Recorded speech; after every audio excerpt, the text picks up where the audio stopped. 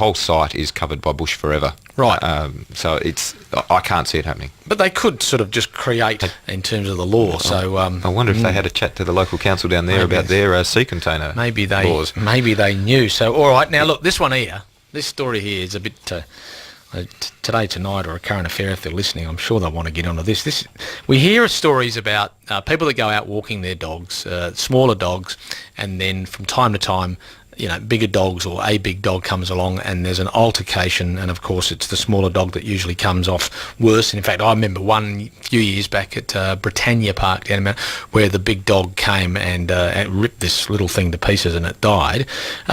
But some blokes put some thought into how to protect smaller dogs. That's right. And sadly, Gary, we write about these stories in the community papers all the time. So we're constantly writing about the sad altercations that occur, the sadness of the altercations that occur. This bloke down in South Lake has come up with a plan to protect smaller dogs in terms of a safety jacket, which...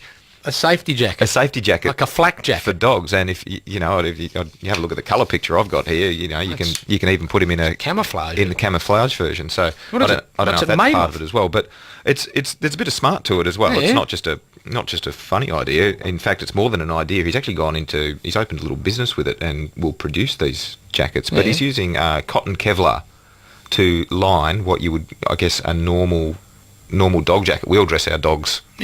Some people through winter do. especially. Yep. Yeah, that's right. And and this guy James Minton has thought, well, I can get a normal jacket, line it with cotton Kevlar, which is the same sort of stuff that I think they use in flak jackets. Yeah, it is. And but maybe a bit lighter amount of it. Might be not the same amount of correct. it. Correct. And also, motorbike riders would have it in their jackets to make it, I guess, more of a safety protection than a wind cheater. So it's like Rambo pooch. Same thing for the dogs, instead of just putting a jacket on them to either make them look cute or to keep them nice and warm, these jackets with the Kevlar lining could give them a little bit more protection in case of a bad altercation. I wonder if people I wonder the costs, but people with their pets, they'd be prepared to spend money on it if they've had threats down at the park before and they've been worried about it. They'd be especially if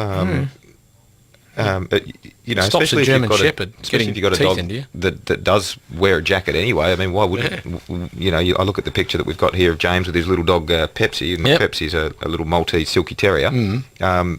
It's got an Australian flag on it too. It's very patriotic little dog. If you can dress them in what you're comfortable dressing your dog in at the best of times, it makes a lot of sense. Yeah, so right. his little business, by the way, shouldn't give too many. No, give him a plug. Where? How does it operate? What does Dog it do? Eat Dog Kevlar. Dog Eat Dog Kevlar. You saved the best till last, didn't you, Matt? It's called Dog Eat Dog Kevlar. It is. Thank you very much for that one. All right. Well, I'll take it they can find that online if they want to. Look, I assume so as well. Yeah. All right. Well, Bryce Luff's written the story. Protection for pets. It's a Kevlar-lined little doggy jacket. So there you go. If you're wondering about it, if you've been thinking about this, here's your man. He's come up with this. Bloke will be a millionaire in no time flat. Yeah, well done to James Minton. Really, really good idea. All right, thanks for that. That's what's happening in the community newspapers around the place at the moment. Get yours, obviously, in your mailbox. Or they can still come into the office these days and get a copy? Yeah, in the office or at major shopping centres and libraries and other places of public interest. Good stuff. 9221 882 is our talkback number. We can give you some more details about those Dog Eat Dog Kevlar jackets as well. It's 29 minutes to 12.